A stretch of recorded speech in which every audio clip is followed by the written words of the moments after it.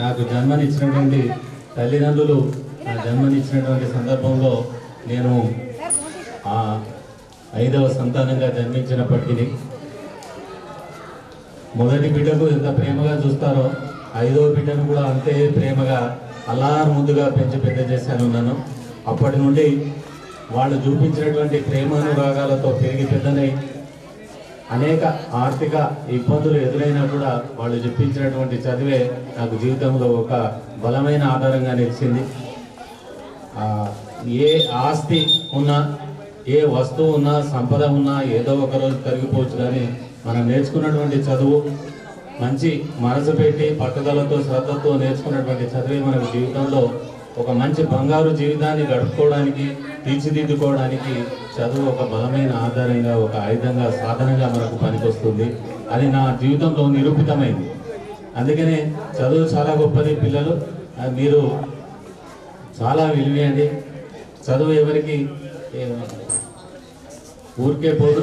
మనం చదువుకున్నటువంటిది దానికి డబ్బు ఖర్చు పెట్టాల్సిన అవసరం లేదు. పేదోళ్ళైనా శ్రీమంతులైనా, ఏ ఊరైనా, మీ ఊరైనా, మా ఊరైనా, ఏ ఊరైనా, ఎక్కడి వాళ్ళైనా కూడా, ఏ రూపలావణ్యాలు ఉన్నా కూడా పట్టుదలతో కనుక చదువుకుంటే చదువు వాళ్ళ సొంతం అవుతుంది. మీ సొంతమైనటువంటి చదువు మీ జీవితానికి ఒక పరిపూర్ణత కలిగిస్తుంది. ఒక మంచి చక్కని జీవితాన్ని, బంగారుమయ జీవితాన్ని మీకు అందిస్తుంది. బంగారుమయ భవిష్యత్తుని ఇస్తుంది చదువు మీకు.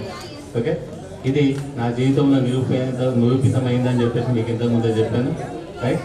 మా నాన్నగారు 12 సంవత్సరాల వయసులోనే చనిపోయినప్పటికీ మరి పట్టుదలతో, ఎందుకంటే బాల్యంలోనే చదువు యొక్క విలువ గురించి నాకు పెద్దలు చెప్పారు కాబట్టి నాన్నగారు చనిపోయినా, చదివించేవాళ్ళు లేకపోయినా వ్యక్తిగతంగా నేనే సొంతంగా జాబ్ చేసుకుంటూ 10వ తరగతి అయిపోయిన తర్వాత హైదరాబాద్కి వెళ్ళిపోయి నేనే సొంతంగా ఉద్యోగం చేసుకుంటూ, చదివించుకుంటూ, మా చెల్లెల్ని చదివిస్తూ, నేను చదువుకుంటూ ఉన్నత చదువులు అట్లాగే ఒకటొకటి ఇంటర్మీడియట్, డిగ్రీ, పీజీ, ట్రైనింగ్ అట్లాగే అన్నీ, తర్వాత ఎంపీలు కూడా కొంతవరకు పూర్తి చేసి మధ్యలో ఆపేసాను ఆర్థిక కారణాల రీత్యా. ఆ చదువుల్లో నాకు తెలిసింది కాబట్టి నా పిల్లల్ని కూడా మంచి చదువుకోవాలని చెప్పేసి వాళ్ళు మనసు ఎటువైపు ఆకర్షితం అవుతుందో ఏమో అని చెప్పేసి ఎప్పటికప్పుడు వాళ్ళ జాగ్రత్తలు తీసుకుంటూ చదువు వైపు వాళ్ళ మనసు మళ్ళేలా, వాళ్లకు మంచి లక్షణాలు ఏర్పడేలా, ఒక మంచి లక్ష్యాన్ని ఏర్పాటు చేసుకొని దాన్ని సాధించే దిశలా వాళ్ళని పెంచడం జరిగింది. వాళ్ళ మీద నేను పెట్టుకున్నటువంటి ఆశల్ని వాళ్ళు నిజం చేసి నిజంగానే ఉన్నత విద్యావంతులై మంచి ఉద్యోగస్తులు కూడా కావడం జరిగింది. మరి ఇట్లా పిల్లలు కూడా, తల్లిదండ్రులు పిల్లల మీద ఎన్నో ఆశలు పెట్టుకుంటారు. నాకంటే నా పిల్లలు ఇంకా సుఖంగా బతకాలి, ఇంకా గొప్పగా బతకాలి అని చెప్పేసి. మరి కాబట్టి మీరంతా కూడా బాగా చదవాలి.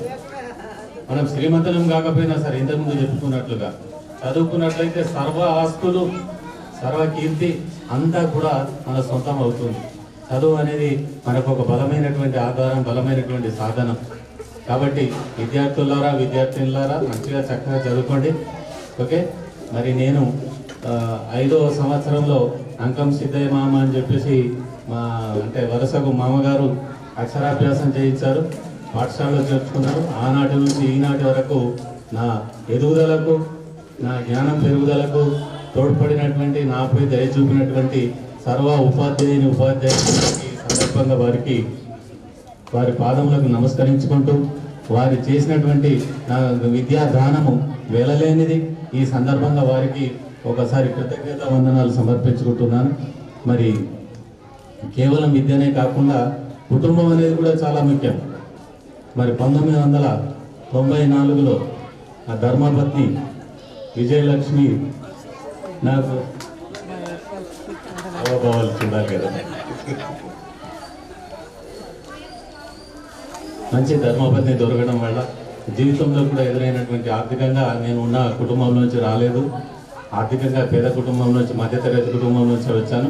మరి అనేక ఆర్థిక ఒడుకులలో కూడా నీ వెంట నేను ఉన్నాను అని చెప్పేసి వెంట ఉండి చేయూతను అందించి అన్ని విషయాలలో నాకు ఒక బలమైనటువంటి చేయూతగా ఉండి ఆ ధర్మపత్ని అందించినటువంటి సేవలు ఎంతకు ఏం చేసినా తీరైనటువంటివి.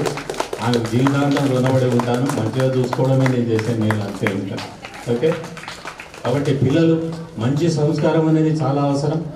మంచి సంస్కారం ఉండాలి, మంచి జ్ఞానం ఉండాలి. ఇవి మన ప్రవర్తనను చక్కగా తీర్చిదిద్దుతాయి, మంచి విజయాలు సాధించేటట్టు చేస్తాయి. అవన్నీ కూడా మన తల్లిదండ్రులకు మనం చదువుకున్నటువంటి పాఠశాలకు గ్రామానికి మంచి పేరు తీసుకొస్తాయి. వ్యక్తిగతంగా మనకు కూడా మంచి పేరు తీసుకొస్తాయి. తల్లిదండ్రులు కూడా సంతోషపడతారు. ఇంత చక్కని పిల్లల్ని కన్నాను నేను, నా కడుపున పుట్టిన పిల్లలు ఇంత చక్కగా చదువుకున్నారు, ఇంత మంచి పనులు చేశారు అని సంతోషపడతారు. ఈ విధంగా మనం పుట్టిన గడ్డ, జన్మనిచ్చినటువంటి తల్లిదండ్రులు, జన్మనిచ్చిన దేశం, ఇక్కడి ప్రకృతి అంతా గర్వపడేటట్లుగా మనం ఎదగాలి, అంత గొప్ప సేవలు చేయాలి, అన్ని విజయాలు సాధించాలి. అప్పుడే మన జీవితానికి ఒక సార్థకత. ఈ దిశలో మీరంతా పయనించాలని, మంచి మంచి విజయాలు సాధించాలని, మీ జీవితాన్ని మంచి సుఖమయం చేసుకోవాలని దేవుడు మీకు అన్ని అవకాశాలు కలిగించి మంచి భవిష్యత్ అందించాలని కోరుకుంటున్నాను. మరి ఈ సందర్భంగా నాకు ఈ సన్మానం ఏర్పాటు చేసినటువంటి మా పాఠశాల ప్రధానోపాధ్యాయులకు మరియు సహకరించినటువంటి ప్రతి ఉపాధ్యాయులకు, మామూలుగా మా ప్రధానాచార్యులు ఎవరికి బాధ్యతలు పంచలే, ఎందుకంటే అవసరమే రాలే. వాళ్ళన్నీ కూడా ఈ పనులన్నీ నావే, అన్నీ మేము చేస్తాం అనుకొని మంచి స్నేహ హృదయంతో ఈ ఏడాది కాలంలో నాకు సహకరించినటువంటి ఉపాధ్యాయులకు, ఈ కార్యక్రమ నిర్వహణలో చక్కగా తోడ్పడినటువంటి ప్రతి ఉపాధ్యాయులకు, పిల్లలందరికీ కూడా, ఇక్కడి పిల్లలు కూడా మంచి క్రమశిక్షణ కలిగినటువంటి పిల్లలు, పట్టుదల కలిగినటువంటి వాళ్ళు, మరి చక్కగా చదువుకోవాలి. ఈ పేరు నిలబెట్టుకోండి, క్రమశిక్షణ గలవాళ్ళు అనేటువంటి పేరు విడవెట్టుకోవద్దు.